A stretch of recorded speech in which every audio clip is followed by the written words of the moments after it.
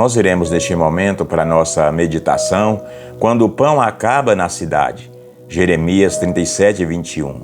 Então o rei Zedequias deu ordem e entregaram a Jeremias no átrio da guarda e davam-lhe diariamente um pão da rua dos padeiros, até que se acabou todo o pão da cidade. Assim ficou Jeremias no átrio da guarda. Jerusalém vivia dias de colapso. O cerco babilônico fechou as saídas, interrompeu o comércio e instalou o medo. Dentro dos muros, o profeta Jeremias está preso por anunciar a verdade de Deus em tempo que preferiam ilusões.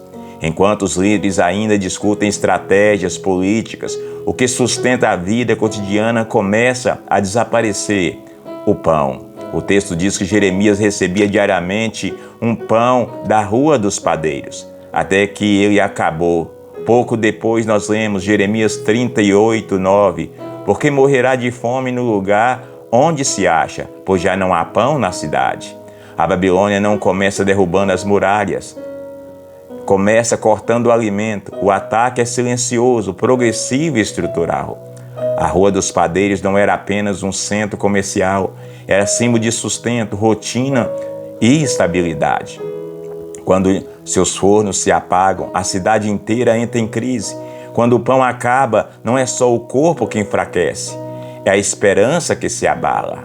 Na Bíblia, pão é mais do que comida, é sinal de cuidado divino. No deserto, Deus ensinou dependência diária ao fazer chover o maná. Eis que vos farei chover pão do céu. No templo, os pães da proposição permanecia continuamente diante do Senhor. E em cada dia de sábado isto se porá em ordem perante o Senhor continuamente. O pão representa provisão, comunhão e fidelidade. Enquanto havia pão, Jerusalém resistia. Quando o pão acaba, a força diminui. Uma igreja pode manter a agenda, estrutura, tecnologia, mas sem alimento bíblico consistente, a fé se torna frágil. Sem palavra viva, não há maturidade, há apenas aparência. O relato de Jeremias mostra um processo gradual. O pão está acabando. Jeremias 38, 9. Já não há pão na cidade. Primeiro reduz, depois escasseia. Finalmente desaparece. Crises espirituais seguem o mesmo padrão. A exposição fiel das Escrituras é suavizada. A confrontação é evitada.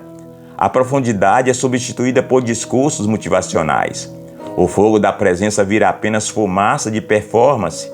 A Babilônia moderna não precisa fechar igrejas, basta esvaziar os fornos. Quando o pão é trocado por entretenimento religioso, o povo enfraquece sem perceber. Há algo ainda mais grave do que a falta de pão, a perda da fome. O profeta Amós anuncia: eis que vem dias em que enviarei fome sobre a terra, não fome de pão, nem de água, mas de ouvir a palavra de Deus. O juízo mais severo não é a escassez material, mas é a insensibilidade espiritual.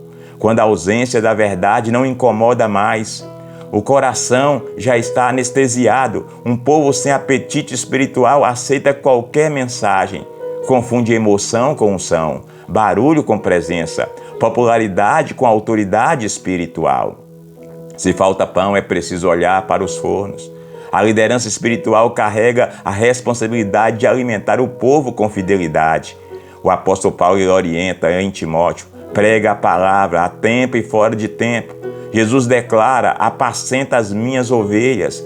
A igreja é chamada a nutrir. O púlpito é o forno, o líder é o padeiro. O caráter precisa ser íntegro, a vida devocional acesa, fidelidade absoluta à palavra de Deus. A Bíblia não é de particular interpretação. Sem um forno aceso não há pão. Apesar do cenário de escassez, a história bíblica aponta para uma revelação maior. Jesus declara no Evangelho de João 6,35: eu sou o pão da vida. Aquele que vem a mim não terá fome. O pão não é apenas a mensagem, é uma pessoa, é Cristo Jesus.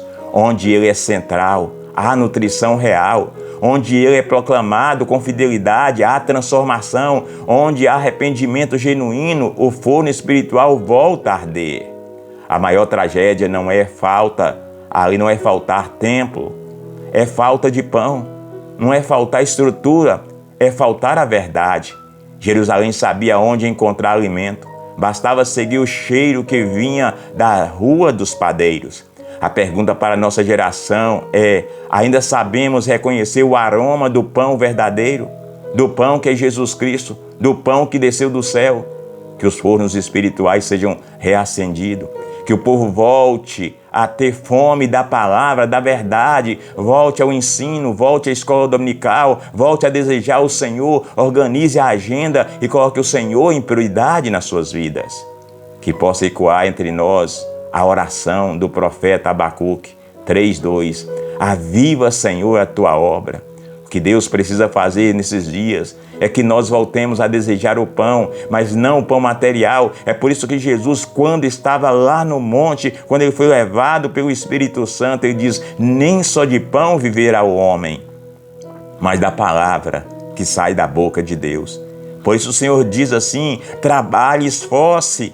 Ele não diz assim, de vez em quando, ele diz trabalhar, fala de disciplina, fala de sequência, fala de algo diário que nós temos que trabalhar pela palavra, pelo pão que não perece. E o pão que não perece é a palavra de Deus. Seca-se a erva, murcha-se a flor, mas a palavra de Deus permanece eternamente. Que essa palavra possa invadir seu coração, invadir sua casa, sua família, seus filhos, seu marido, sua esposa, toda a sua família, todos que moram com você, e que possa reacender realmente e voltar a sentir o cheiro do pão verdadeiro, o desejo de crescer, o desejo de aprender, o desejo de aperfeiçoar, o desejo de avançar, de crescer na graça e no conhecimento do nosso Senhor Jesus. Que Deus possa te abençoar, abençoar o seu trabalho, abençoar a sua vida, abençoar toda a sua família. Tenha um dia pleno e abençoado em o nome do Senhor Jesus Cristo.